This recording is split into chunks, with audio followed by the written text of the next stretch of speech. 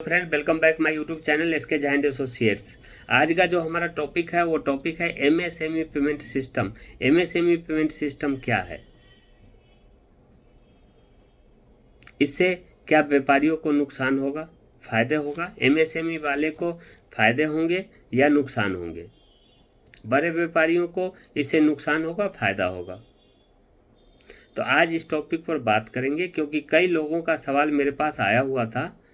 तो आज उस सवाल के बारे में मैं बताऊंगा और आपको बताऊंगा कि एमएसएमई नया रूल रेगुलेशन के अकॉर्डिंग ये जो पेमेंट सिस्टम ये है क्या, और इससे क्या बेनिफिट है और किसको बेनिफिट है।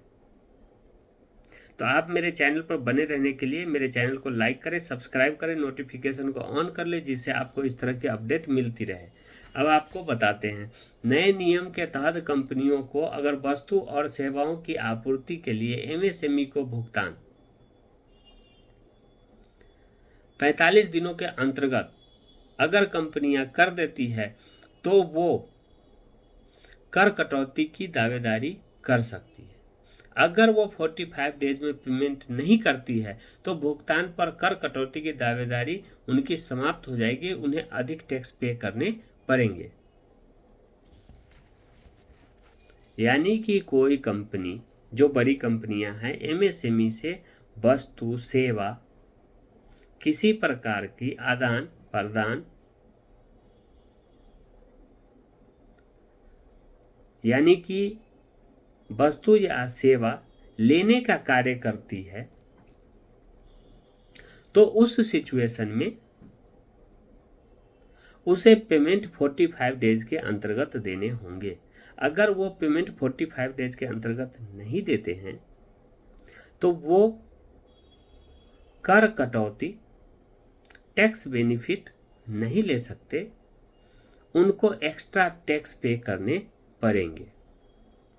एमएसएमई को समय पर भुगतान करने के लिए आयकर इनकम टैक्स रूल अप्लीकेबल हो जाएगा। इसके तहत कंपनियां अगर वस्तु और सेवाओं की आपूर्ति के लिए एमएसएमई को भुगतान 45 दिन में नहीं करती है तो भुगतान पर कर कटौती की दावेदारी नहीं कर सकती, उसे अधिक कर देने होंगे। फाइनेंस एक्ट 2023 के माध्यम से पेश किए गए इनकम टैक्स एक्ट की सेक्शन 43BH के अनुसार यदि कोई बड़ी कंपनी एमएसएमई को समय पर भुगतान नहीं करती है, लिखित समझौते के मामले में 45 डेज के भीतर, तो वो उस खर्च को अपने कर योग्य आय से नहीं काट सकती, उसमें उन्हें अधिक टैक्स पे करने होंगे। यानी कि कोई भी बड़ी कंपनी एमएसएमई वाले से वस्तु या सेवाएं लेती है और उसकी भुगतान 45 डेज का जो डेडलाइन है उसको क्रॉस करने के बाद करती है, तो उस सिचुएशन में टैक्स बेनिफिट उस कंपनी को नहीं मिलेगा, टैक्स कटौती वो की दावेदारी वो नहीं कर सकते, उन्हें एक्स्ट्रा टैक्स पे करने पड़ेंगे। ये एमएसएमई पेमेंट सिस्टम को दर्शाता है कि यही है एमएसएमई पेमेंट सिस्टम।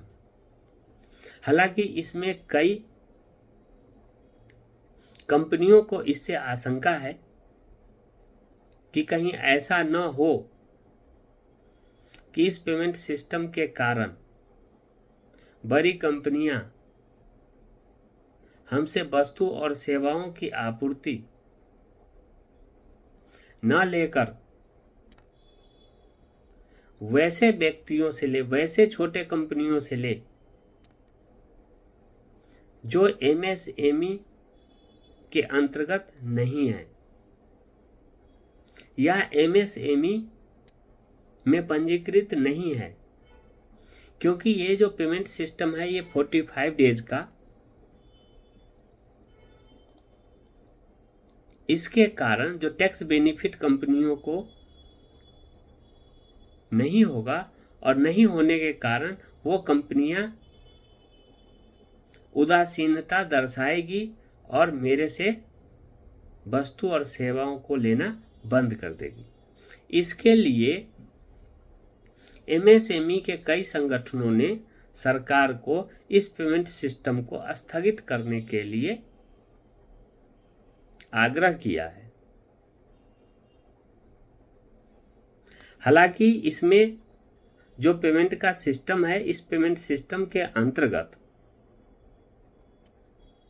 कोई भी बड़ी कंपनी अगर जो उसका समझौता है उस समझौते को फॉलो करे और फॉलो करने के बाद term of payment within 45 days में एमएसएमई वाले को कर देती है, तो उस सिचुएशन में एमएसएमई वाले का फाइनेंशियल डेवलपमेंट होना स्टार्ट हो जाएगा।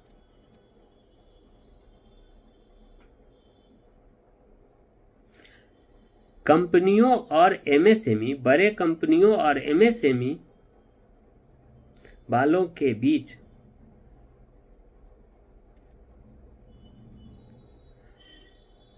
विजिबिलिटी,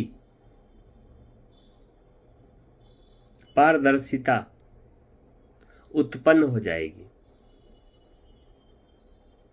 पेमेंट सिस्टम का विवाद नहीं होगा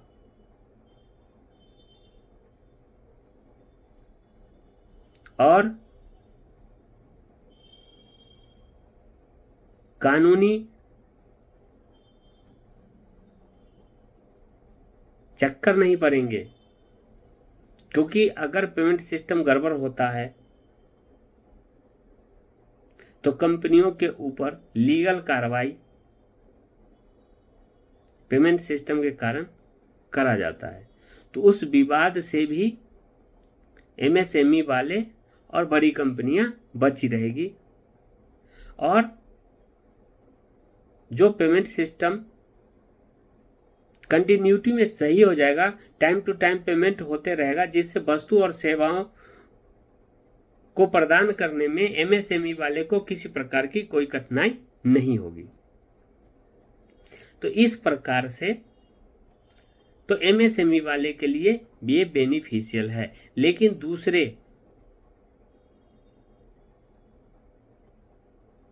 दूसरे पक्ष के अनुसार अगर देखा जाए, जिससे कि छोटे व्यापारियों को डर सता रहा है कि नन एमएसएमई वाले से कंपनियां वस्तु सेवाएं लेना शुरू कर देगी, मेरे से नहीं करेगी। इसके लिए तो संगठन ने सरकार को आग्रह किया है कि इस पेमेंट सिस्टम को स्थगित कर दिया जाए। लेकिन फेडरेशन ऑफ इंडिया एमएसएमई ने कहा है कि ये जो सिस्टम है ये हास्यास्पद है। ऐसा नहीं है कि ये रूल लागू होने पर आपसे माल नहीं लिया जाएगा। इसमें और पारदर्शिता आएगी, पेमेंट सिस्टम आपका सही होगा। इसीलिए ये इनकम टैक्स की सेक्शन 43 BH में एमएसएमई को लाया गया है। हालांकि इसमें भारतीय निर्यातकर्ता ने भी सरकार से आग्रह किया है कि इसे एमएसएमई, निर्यातकर्ता ने कहा है कि एमएसएमई से खरीदे गए सामान के लिए 45 डेज के भीतर भुगतान के नियम से छूट दिया जाए। तो एक तो व्यापारिक संगठन ने जो एमएसएमई के अंतर्गत है उन्होंने कहा, और दूसरा निर्यातकर्ताओं ने सरकार से आग्रह किया है कि हमारे इस पेमेंट सिस्टम को एमएसएमई के अंतर्गत से छूट दिया जाए। तो अब आपको समझ में आ गया होगा कि एमएसएमई पेमेंट सिस्टम क्या है और इससे क्या नुकसान है और क्या बेनिफिट है। Okay, thank you. फिर मिलते हैं नेक्स्ट वीडियो।